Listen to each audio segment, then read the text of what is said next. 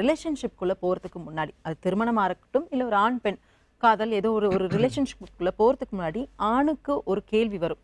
நான் வந்து செக்ஷுவலா ஃபிட்டா இருக்கேனா, ஒரு பெண்ணை திருப்திப்படுத்துற அளவுக்கு நான் வந்து கரெக்டா இருக்கேனா அப்படிங்கிற கேள்வி எல்லா ஆணுக்குள்ளேயும் அட்லீஸ்ட் ஒன்ஸ் வந்திருக்கும் இல்லையா?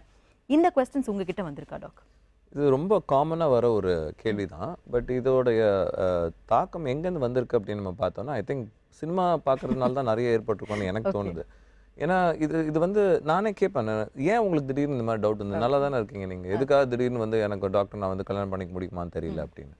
ஸோ ஒன்று வந்து சினிமா, 2வது வந்து நண்பர்கள், 3வது வந்து நான் சொன்ன மாதிரி முன்னமே சொன்ன மாதிரி நிறைய தேவையில்லாத டிவி ப்ரோக்ராம்ஸு, அப்புறம் மேகசீன்ஸில் வந்து படிக்கிற சில விமர்சனங்கள், அதாவது உங்களுக்கு எப்பவுமே வந்து பிரச்சனைகள் இருக்குன்னு சொல்லிகிட்டே இருக்கீங்கன்னு வச்சுக்கோங்க.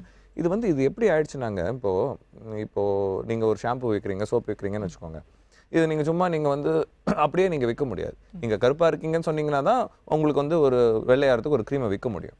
ஸோ அதே மாதிரி உங்களுக்கு உடம்பு நல்லா இருக்குன்னு சொன்னால் யாரும் வந்து ஒரு ப்ராடக்ட்டை வாங்க போகிறதில்ல. அதனால் எப்போ பார்த்தாலும் இந்த ஆம்பளை பசங்கக்கிட்ட உங்களுக்கு ஏதோ பிரச்சனை இருக்குது, நீங்கள் இப்படி இருந்தால் அது வந்து அப்நார்மல் சொல்லிகிட்டே இருந்தால் இவங்க ஆட்டோமேட்டிக்காக வந்து பயப்பட ஆரம்பிக்கிறாங்க. அண்ட் இப்போ நீங்கள் எடுத்துக்கிட்டிங்கன்னா சொசைட்டியில் வர ஒரு மேகசின் ஒரு அட்வர்டைஸ்மெண்ட்டும் ஹெல்த்தியாக இருக்கிறதுக்கு என்ன வழின்னு சொல்கிறது கிடையாது.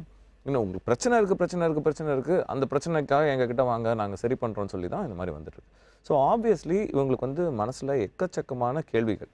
ஸோ எனக்கு வந்து ரொம்ப சோகமாக இருக்கும். எனக்கு வந்து என்னடா இது நல்லா 22 வயசில் உங்களுக்கு என்ன பிரச்சனை வரப்போகுது, எதுக்காக நீங்கள் என்கிட்ட வரீங்கன்னு கேட்பேன் நான். நான் வந்து அயல்நாட்டில் படிச்சுட்டு அமெரிக்காவில் படிச்சுட்டு வந்து இங்கே வந்து நம்ம வந்து இந்த செக்ஷுவல் எஜுகேஷன் செக்ஸாலஜி ப்ராக்டிஸ் பண்ணணுன்னு வந்தால் நான் என்னோட பேஷண்ட்ஸ் எல்லாம் ஒரு 50 வயசுக்கு மேலே இருக்கவங்க தான் வருவாங்கன்னு நினச்சேன். பார்த்தா வந்து சேர பசங்கள்லாம் பார்த்தீங்கன்னா எல்லாம் 20, 25 இப்படி தான் கல்யாணம் ஆகாத பசங்க தான் வராங்க. இது ரொம்ப ஷாக்கிங். ஏன்னா அப்ராடில் இந்த மாதிரி வரமாட்டாங்க. எல்லாம் வந்து ஒரு 50க்கு மேலே தான் வந்து ப்ராப்ளம் இருக்குது, செக்ஷுவல் ப்ராப்ளம் இருக்குது, எரெக்ஷன் வரல அது இதுன்னு சொல்லுவாங்க. இங்கே இந்த எல்லா பசங்களும் வந்துட்டு எனக்கு வந்து உடம்பு சரியில்லை, எனக்கு வந்து வீக்காக இருக்குது, நான் வந்து என் எஜுகேஷனை விட்டுற போகிறேன், வேலைக்கு போக முடியல. அவன் பேரண்ட்ஸ் எல்லாம் கூட்டிகிட்டு வரான், அவங்க பசங்களை கூட்டிகிட்டு வந்து, சார் என்ன சார் இந்த பையன் எப்படி இருக்கான், டெய்லி வந்து காலேஜே போக மாட்டேங்கிறான், வந்து வேலைக்கு போக மாட்டேங்கிறான், வேலையை விட்டு எனக்கு ஏதோ ஆயிடுச்சுன்னு சொல்லி உட்காந்துட்டு இருக்கான்.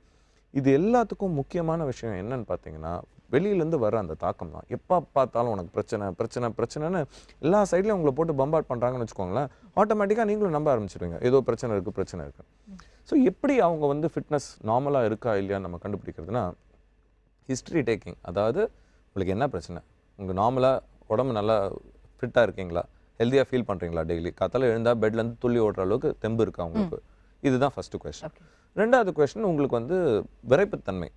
ஏன்னா எல்லா ஆம்பளை பசங்களுக்கும் ஒரு ஏஜுக்கு அப்புறம் விரைப்புத்தன்மை ஆட்டோமேட்டிக்காக வர ஆரம்பிக்கும். இந்த விரைப்புத்தன்மையை நீங்கள் எப்பயாவது ஃபீல் பண்ணுறீங்களா, ரோம வளர்ச்சி நல்லா இருக்கா, வாய்ஸ் சேஞ்ச் ஆயிருக்கா, தாடி மீஸ் எல்லாம் வந்திருக்கா, உங்களுக்கு வந்து பெண்களை பார்த்தா அட்ராக்டிவ்னஸ் அதாவது தூண்டுதல் டிசையர் இதெல்லாம் உங்களுக்கு ஏற்படுதா, இவ்வளோ இருந்தால் போதும். பட் இதுக்கும் மேலே அவங்களுக்கு வந்து நிஜமாலேயே பயம் ஏற்பட்டதுன்னா அந்த டைமில் நம்ம ஒரு ப்ரீமரைட்டல் செக்அப், நிஜமாலேயே ஒரு செமென் டெஸ்ட் அதாவது விந்து பரிசோதனை பண்ணலாம், சில பிளட் டெஸ்ட் பண்ணி ஹார்மோன் சரி இருக்கான்னு பார்க்கலாம். ஸோ இந்த மாதிரி பேசிக் டெஸ்ட் பண்ணாலே போதும்.